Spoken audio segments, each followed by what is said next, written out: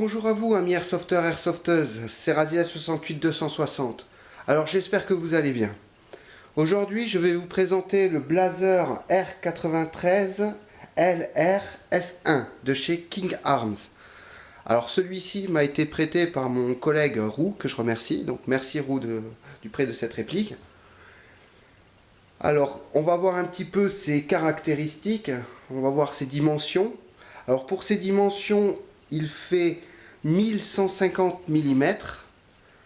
À savoir que mon collègue sur celui-ci a rajouté un silencieux. Donc avec le silencieux qu'il a posé dessus, on est à 1300 mm. Ensuite, pour sa hauteur, donc sa hauteur c'est sans la lunette, bien sûr, puisque quand vous l'achetez, la lunette n'est pas fournie avec.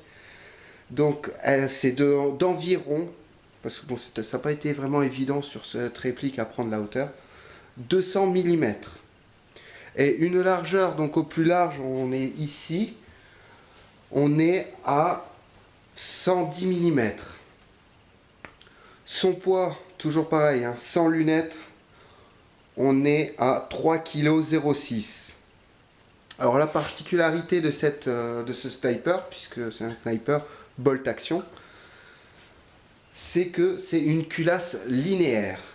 Alors, culasse linéaire, mais qu'est-ce que c'est que ça?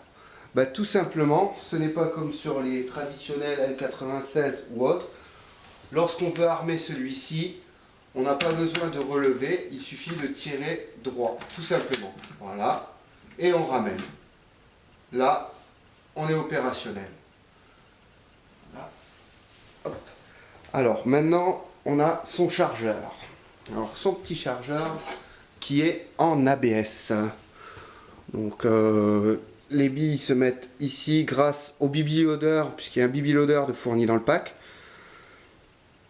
Mais les billes se mettent en quinconce. Mais son chargeur est vraiment qu'en ABS. Et je sais pas, je le trouve un peu faiblard. Bon, c'est peut-être qu'un a priori vu que c'est de l'ABS, mais je sais pas, à voir sur la durée. Donc son chargeur contenance 50 billes. Ensuite, voyons voir donc cette réplique d'un petit peu plus près. Donc ici, nous avons son bipied. Alors celui-ci, pour le refermer, il suffit de faire une pression dessus et de le ramener. Voilà.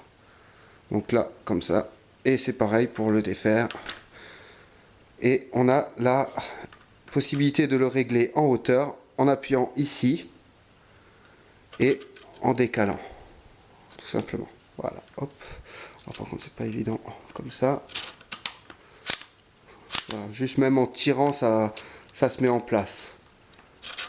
Voilà. Alors, il est fixé juste ici sur un système un système de rail qui vient se fixer grâce à cette partie là. Donc on dessert et c'est tout le système qui s'enlève. Ensuite, comme on peut le constater, toute la partie ici cross, c'est de l'ABS. Bon, ça a l'air d'être un ABS vraiment résistant. Et son canon, c'est métal, quoi. Là-dessus, il n'y a pas de souci. On a un rail sur le dessus, donc pour disposer de la lunette. Au niveau de la sécurité, alors je ne sais pas si on va le voir, elle se trouve juste ici. Voilà, c'est un simple petit bouton. Donc quand il est vers devant, nous pouvons tirer. Voilà. Et quand il est en arrière, on peut même pas armer quand il est en arrière. On essaye de le ramener, mais ça ne fonctionnera pas. Et au niveau de la queue de détente, on ne peut rien faire. Alors, il a à disposition un appui-joue.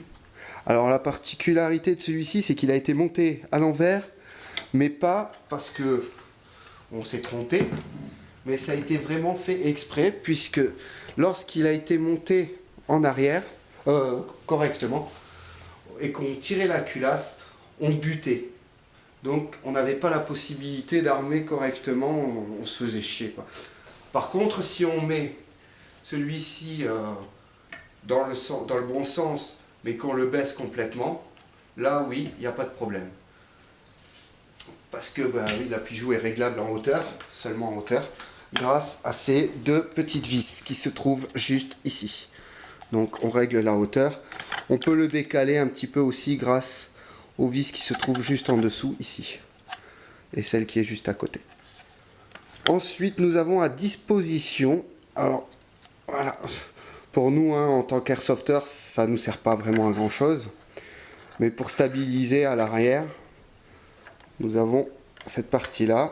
Donc, hop, on va le resserrer, je vais vous montrer. C'est pas mal foutu puisque c'est une molette. Hop, hop, hop, hop. Voilà.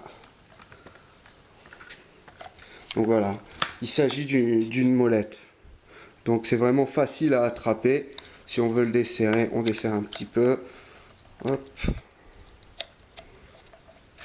Et on peut régler sans problème. Donc il y a quand même une grande distance, hein, comme vous pouvez le voir. Hop là. Le réglage, alors on a un réglage, c'est le réglage du Bax, puisque c'est pas vraiment un hop-up. Alors celui-ci, on va essayer de le mettre dans le bon sens, que vous le voyez le mieux possible. Voilà. Celui-ci se trouve juste là. Alors, on voit à peine un petit teuteux ici. Donc on pousse d'avant ou en arrière pour régler le hop-up. On a quelques marquages donc du blazer hein, directement. Un de ce côté-là. Et un ici à l'opposé. Et un numéro de série. Par contre, je ne sais pas si celui-ci est unique ou pas. Alors, cette réplique, en sortie de boîte, à mon humble avis, c'est franchement pas terrible. À disposition sur celle-ci, il y avait un canon de 6,08.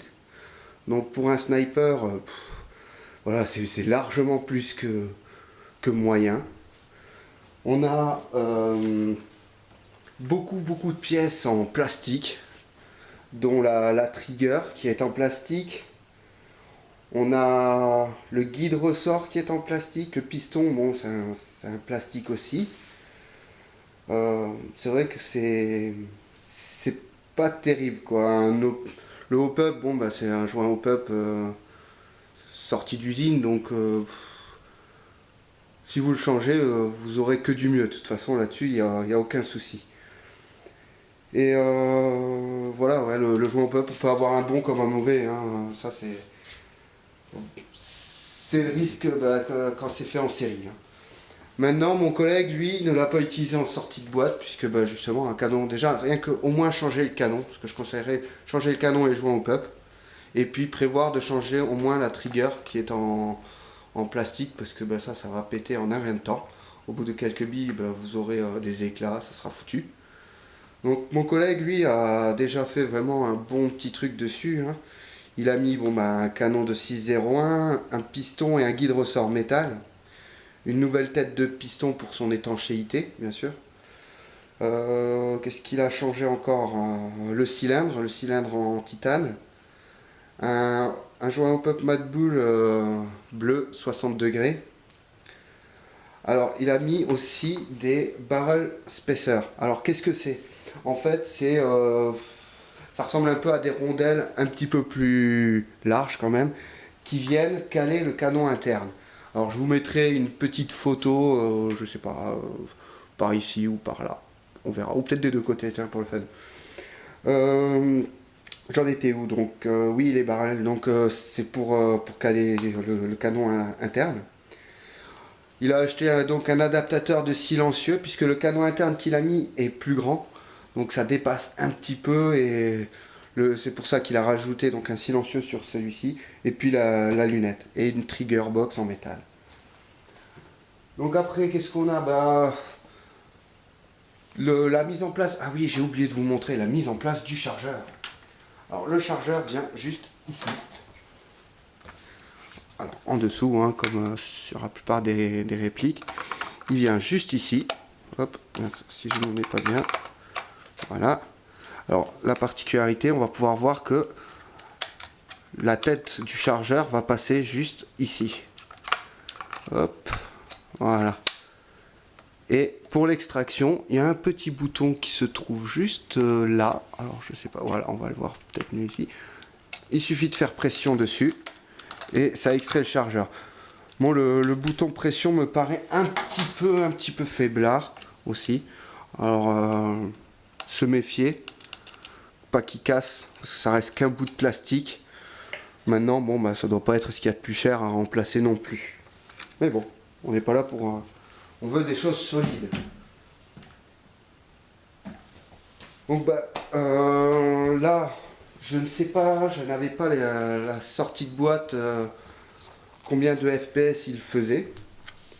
Mais là, je sais qu'il avoisine les 470 FPS avec la configuration qu'il a. Bah, au niveau précision, c'est pas mal du tout.